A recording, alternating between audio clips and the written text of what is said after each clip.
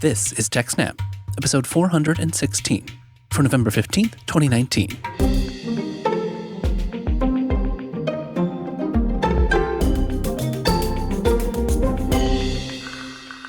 Hello, and welcome to TechSNAP, Jupiter Broadcasting Systems, Network, and Administration podcast. My name is Wes, and I'm joined by Jim. What's up, everybody?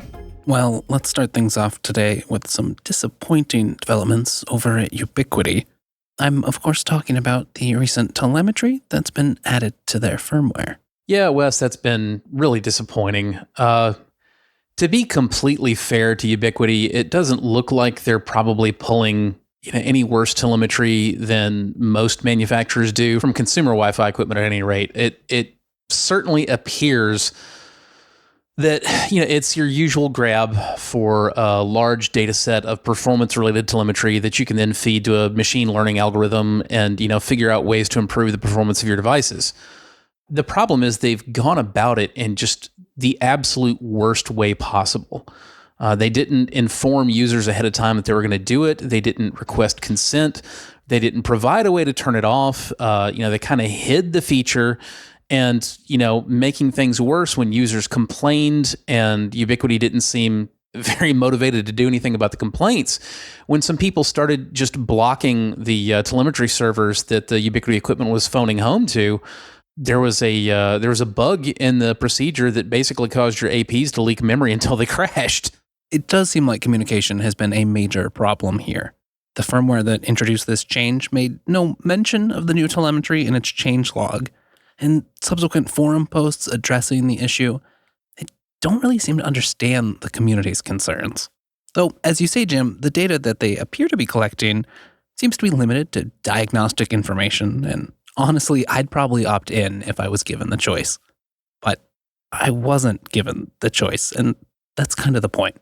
It's annoying enough to me as a general consumer worried about my home network. It's on a whole other level if you're an administrator of a secure network who's concerned about what information leaves that network. That's a great point, Wes. It's one thing to talk about telemetry in a fairly loose environment, but if you're managing an environment that has maybe even legally mandated confidentiality concerns, it starts becoming a much bigger deal. What you allow to escape that network. I mean, there are small businesses out there that are, working on defense-related systems, and there are some fairly nasty strictures about, what does or does not leave the network.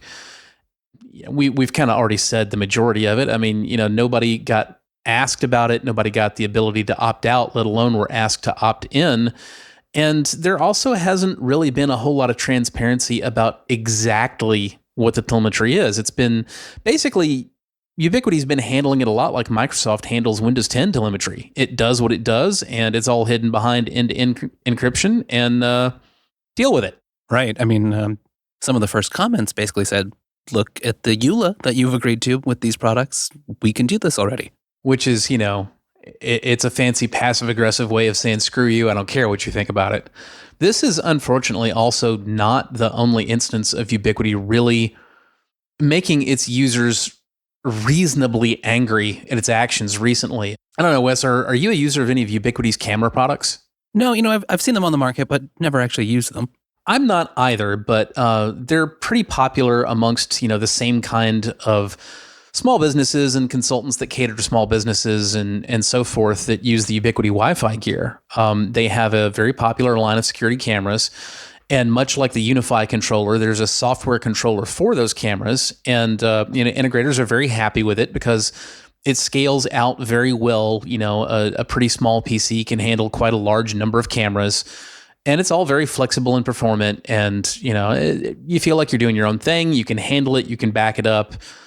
It's pretty good.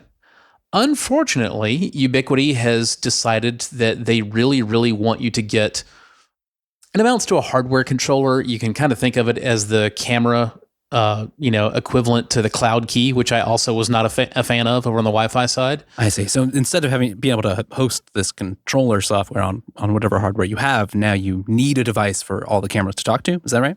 Exactly. You're supposed to buy their box. And it's not just that you're supposed to buy their box now and they're deprecating it and yada, yada, yada. They issued an update release to the software controller for the cameras, and this is what really, really made people angry. In this new software release, all of a sudden now it's showing ads to end users for the hardware controller and telling them that, their current system is, basically it's telling them it's not good enough, and they need to get this other thing. Now, all this would be bad enough already, but just to add insult to injury, the hardware controller, a lot of these integrators are reporting it doesn't scale. Now, they're being expected to buy this hardware controller for their cameras that won't actually handle all the cameras they have, in place of the simple, relatively, low performance PC that was doing the job just fine. And their users are having to see things, on top of the video telling them that their integrator has sold them the wrong thing and they need something supposedly better. Oh boy, I think I'd be annoyed in just about any of those positions. So basically, Ubiquiti, if you're listening, we have loved your equipment for a long time, but not quite sure what you're doing right now or what the big push towards being awful marketing people is all of a sudden, but please cut it out. So Wes, I don't know if you knew that I went to Microsoft Ignite last week. Oh boy, that sounds like a new experience. Yeah, that was a big departure. I have to be honest, my last Microsoft conference, so to speak, they had a value-added reseller convention, here in Columbia one year. This was like, I don't know, probably 2004, 2005 maybe. And I left that thing after like half an hour of what was supposed to be, an all-day deal, because it was just a cheerleader rah-rah convention. So myself and my one employee at the time did donuts in my neon in the mall parking lot on the way out from the theater where the thing was being held. And that was that. Ignite, honestly, to a large degree, it was a much bigger, more expensive, shinier version of that. I would not have enjoyed it much as a conference. There was a lot of, cool stuff in the vendor and exhibit hall to, go ooh and ah at, but the talks they weren't aimed at technical people. They were aimed at executives. Right, like a business focused at this sort of Microsoft event. Yes and no. I mean, I cover business stuff all the time. I'm not going to hate on something just because it's business. The problem is it was aiming tech stuff at people who really weren't very technical, who were more business types. It was like the Today Show, all about computers all day long, But with that said, so that was the talks. I did not enjoy the talks, but I got to speak, one-on-one with Microsoft executives about things that they've got going on. And these were absolutely technical people and, ready to talk all the way down to brass tacks about the stuff that they were doing. One of my favorites of those was talking to Dr. Ant Roustron about his Project Silica, which I don't think he called it Silica. I think he just said glass the whole time that we were talking. Have you had to work much with long-term cold storage, Wes? No, thankfully, I don't have that much data. I've needed to look at it a few times in my disreputable undergrad in my 30s because I could days. I ended up getting involved in a project that was working with the USC Library's Rare Collections Department, building them a database application to track their collections and let them know when it was going to be time to renew them, because their storage could be expected to start degrading. Right, of course. Any material eventually degrades, and you gotta be on a faster cycle than that. Yeah, they needed to know when it was time that they really needed to digitize their analog recordings, and for their digital stuff, they needed to have some idea of when it was time to refresh the storage medium there. And like I said, this was the early 2000s, and everybody had become aware by then that the supposed 50-year promise of burned CD-ROMs was, so much hot garbage, right? Yeah. Some of the CD-ROMs that you burn, they could last for a decade. Some of them might not last for more than 2 or 3 years before the ink starts degrading and you start having trouble reading them. I'm looking through this problem and I'm analyzing this and I'm looking at the scale of what it's a relatively modest collection. This is the Rare Collections Department. It's mostly like audio interviews from a couple of decades, at a university. This is not enormous. We're not talking the Library of Congress, right? But I start looking at, projected, like how frequently you would need to re-record these things when you're really honestly not sure how long your CD-ROMs are going to last. And the conclusion that I came to was, it's a waste of time to just try to verify them, because in the time that you spend verifying them, you might as well have just gone ahead and duplicated them anyway. And the big expense in either verification or duplication, it wasn't the media. It was, it was literally just the time to do it. Even if you've got effectively free undergrad labor, if you've got a collection of like 10,000 CDs and you need to refresh them all, and you've got 2 or 3 undergrads, each of whom has, a CD-ROM drive and a separate CD burner, it's going to take pretty much an entire year to complete that. Yeah, I suppose there is a lot of overhead as you change disks out and wait for the burning to actually complete. Absolutely. And you absolutely have to do, I said it's a waste of time to verify the already burned stuff, but when you burn it, you better believe you got to have the verification turned on the burn process, because anybody who's ever burned CDs know, you make some coasters. Yes, absolutely you do. And so when you're talking about a year of time to refresh a collection, and you need to do that, honestly, even if you're doing it every 5 years, you might lose some data, So it's just, the conclusion I came to is, this is ridiculous. It doesn't work. If you really want to make sure that you maintain your entire collection in pristine quality for as long as you need it to, you don't want cold storage. What you really want is a big RAID array, ZFS, obviously, with active monitoring and scrubbing and, making sure that nothing has degraded. You have a little bit of parity, you have replication from one site to another, and even doing all that with hot storage, it's still going to cost less money than trying to deal with these ridiculous little optical disks. And into this reality enters Project Silica. And it's doing things a bit differently. So Project Silica, it is an optical technology, but that's about the only thing it really shares with CD-ROMs. Silica is not a rotating media. It is literally just a block of glass, fused silica specifically, and a femtosecond laser, the same kind of laser that would be used, like for cataract surgery. It burns little tiny imperfections inside the glass. So they have a lensing arrangement that focuses the laser, and the actual focal point of the laser inside the glass is, where it makes these little bubbles, and they're voxels. You may be familiar with that term from Minecraft, referring to a 3D pixel. But yeah, so you burn those with a laser, and you can read them. Basically just boils down to with a high quality microscope, and they use a machine learning algorithm to, kind of learn how to interpret the changes in polarity. It gets fairly technical on the physics end of it. Wow. But the upshot is you've got this little block of glass, and the thing should stay readable for thousands of years, and it's impervious to just about everything but hitting it with a hammer. If it gets boiled in a pot of water for a week, it'll be fine. Exposed to radiation, it'll be fine. Huge magnetic fields, fine. Drop it in a vat of acid. It may depend on the acid, but, for the vast majority of them, fine. Doesn't matter.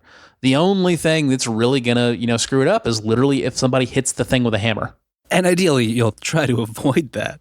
Ideally, you will try to avoid that. But yeah, the economics of it, that whole rambling, digression about my undergrad experience, with the archivists and the rare collections library just kind of brings home that, the time that you can expect this media to last before you need to refresh it, it's crucial.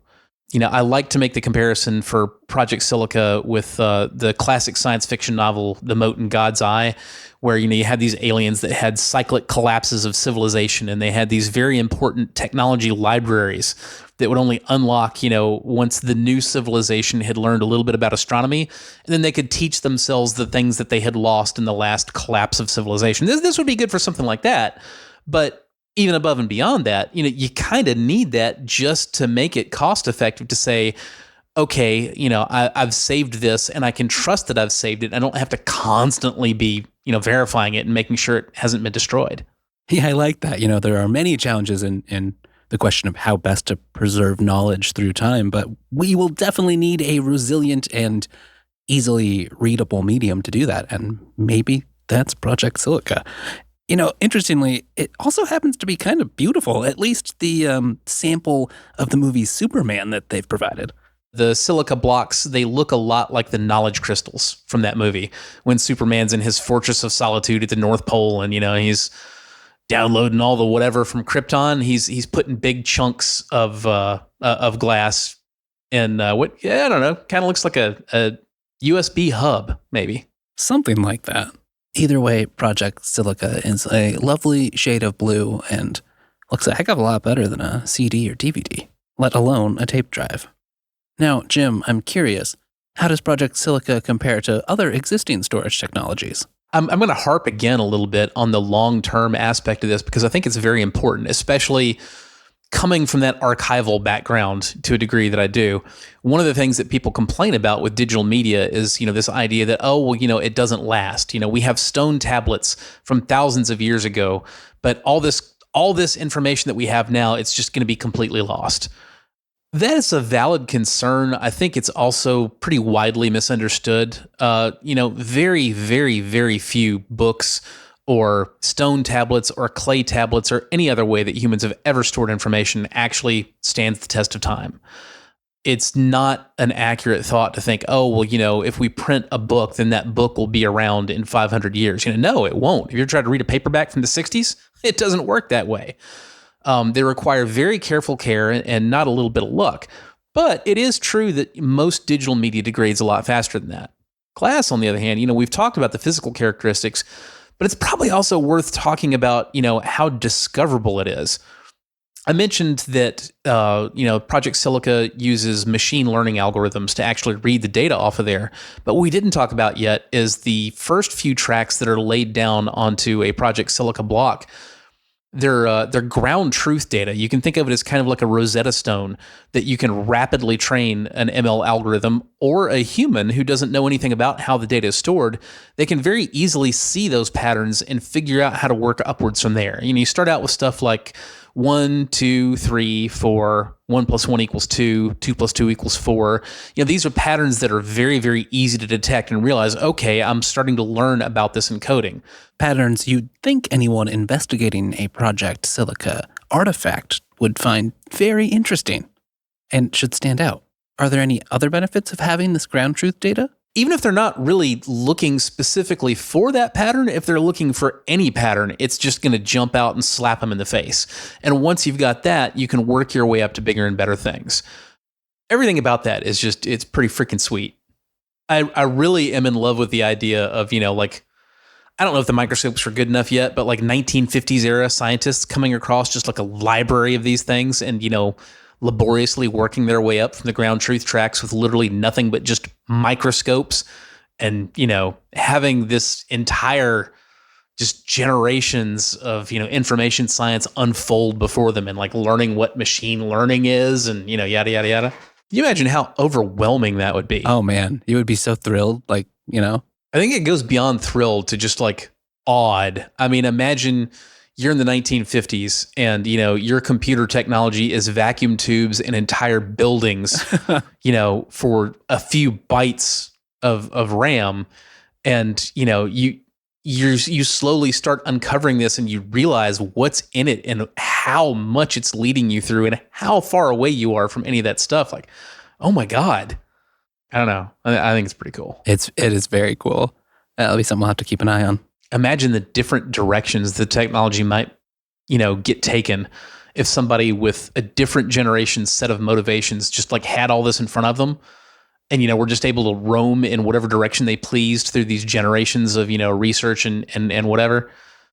The cynical point of view is, you're just going to get like a cargo cult mentality and nobody really learns how to do anything because they're just, we just, mine the glass for information. But I don't think it works that way, man. I think people that have very different motivations now have all of this available to drive in different directions than the people who originally created it did. You wind up with something very different. Can go in totally unexpected directions once the base technology is available. Right? Mm-hmm. I'm ready to read those novels, man. This is a plot point that needs to come to science fiction.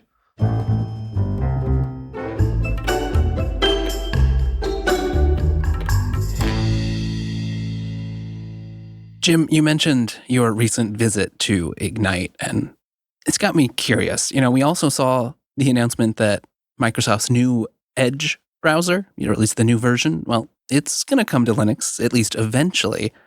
And I kind of want to know what your take on the modern Microsoft is. We've seen a lot of discussion about how Microsoft's changed after their acquisition of GitHub and their new releases of various open source projects and converting old projects to open source in some cases.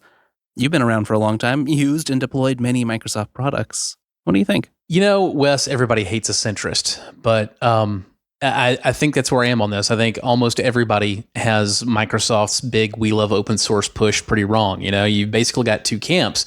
You've got people who are like, oh, this isn't your father's Microsoft. This is the open source Microsoft that loves Linux and everything's kumbaya and, happy, and there's no problems. And then you have your people who are just going to die mad about the Halloween documents, back when Microsoft described Linux as a cancer and said it was something they needed to eradicate. Those famous quotes. There's a long history here, so some camps are quite skeptical still. There is a very long history, and I think skepticism is certainly warranted, but I don't see many people who are skeptical but open-minded. Like I said, it's usually either, everything's happy kumbaya, or, that's those awful people that tried to kill my beloved Linux, and there's not a whole lot of in-the-middle takes. And I think I have to kind of come down in the middle here. I do not think everything is happy and, kumbaya and sing camp songs together with Microsoft and open source, particularly in the sense that Linux folks like us usually interpret open source. With that said, I do think that Microsoft has come to realize the business advantages of open source and of having a healthy balance between open source infrastructure that is shared amongst a lot of people and, lowers the barriers to entry for contribution on, from both sides on a project. Mm-hmm. The balance between that and, the proprietary stuff that you don't want to share that you're making your money on. I believe that Microsoft has learned that they only have so many developer man hours. And it's just not productive for them to say, well, we're going to re-implement everything that Linux has ever done. They can't. No matter how good their developers are, no matter how many of them they try to hire, they just can't keep up. You're kind of talking about the accessible nature of open source tools. You can't avoid them. They're just too useful. And these days, they're everywhere. Yeah, and that's why the majority of Azure's infrastructure is Linux. There's just no getting around it. You're going to have more equipment and more power consumed and lower performance if you do anything else. So they've learned to embrace that. They have learned to understand, how to build boundaries between the open source parts and the proprietary parts, and which licenses work well for which things, and when to contribute upstream versus, when to do something yourself. And that's all a good thing. It's a good thing for everybody. I will say I don't think they're out to poison open source and Linux anymore. There was a time that Microsoft absolutely was out to do that, and I don't think they're out to do that anymore. However, it's also kind of instructive to go to an open source conference that Microsoft has a presence at. They're going to be handing out Microsoft Loves Linux t-shirts and, tuxes with Microsoft Loves Linux and a Windows logo blazoned on the chest, and just everything everywhere is this never-ending mantra of how much Microsoft loves Linux. When you go to Ignite, I did not see anything there that said Microsoft loves Linux anywhere. Now, they do talk about open source. They talk about the open source behind Azure, and they talk about their contributions to projects, and they talk about, how you can collaborate on GitHub, with projects that Microsoft themselves are working on. And I think that's instructive, and I think that's where they're really at. They're never going to be big, giant hippies like you and me, but they are learning how open source fits into business.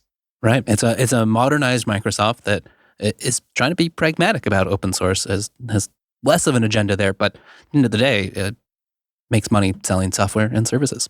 And yeah, like you mentioned before, Edge is coming to Linux, which is it's pretty strange. The browser that nobody was willing to use on Windows is coming to Linux. Yay. But the new Edge is not the old Edge, and I don't feel like Microsoft has really put out a strong message on why they want to push the new Edge, much less, have a Linux version of it. But I think we've probably figured that out. When you look at the new Edge, which is based on, Chromium upstream, just like Google Chrome is, Now, there's not a Linux beta at all right now. You can get a Canary or a beta version in Windows, Mac OS, Android, or iOS. Linux just says coming soon. So I fired up in a VM, and honestly, you have to look pretty hard to tell the difference between it and Chrome open side by side to the same web page. You can do it, but you really have to look close. And I think that's actually kind of helpful in letting you figure out why Microsoft would want to do this, because one of those differences, and the only really significant difference, is when you click the profile link. Chrome always wants you to log in with a Gmail account to save your preferences and your passwords and replicate it all and yada, yada, yada. Now, that profile link button is still there in Edge, but instead of wanting you to log in with a Google account, it wants you to authenticate against Azure Active Directory. And I think that alone is probably the big driving factor in why Microsoft wants this thing to be completely cross-platform and everywhere. Again, it's all about the cloud. And, people who are already invested in that Microsoft infrastructure, the Office 365, the Azure AD, Teams, all this stuff, it's probably going to be pretty attractive to them to say, hey, all these things that I need to unlock, I can still unlock that with my truly single SSO, the Azure AD, that it belongs to my company. It's not just this thing that I went out and got from Google. Now that makes sense if you're already deeply invested and suddenly there's a browser that plugs right in. It's also interesting because I think there may be many these days that might trust a proprietary browser from Microsoft more so than the Google version. And it's an interesting case of, using the open source base of Chromium to Microsoft's advantage, and they really are adopting open source. Yeah, exactly. They really are. That's going to do it for this episode of TechSNAP, but don't worry, if you'd like more, just head on over to techsnap.systems. There you'll find our complete back catalog, the show notes for this episode at techsnap.systems/416, plus easy ways to subscribe or get in touch. If you'd like even more great Jupiter Broadcasting content, just head on over to jupiterbroadcasting.com. There you can find all the other fine shows on the network. If you haven't tried it already, make sure to check out Linux Headlines, another show I'm on, where we aim to give you all the open source, Linux, and cloud news that you need each day in 3 minutes or less. If you'd like more Jim, well, of course, you can find him writing over at arstechnica.com, and we're both on Twitter. I'm at Wes Payne, and Jim, you're at JRSSNet. The whole network's there too, at Jupiter Signal. Thanks so much for joining us. We'll see you in 2 weeks. See you in a couple of weeks, everybody.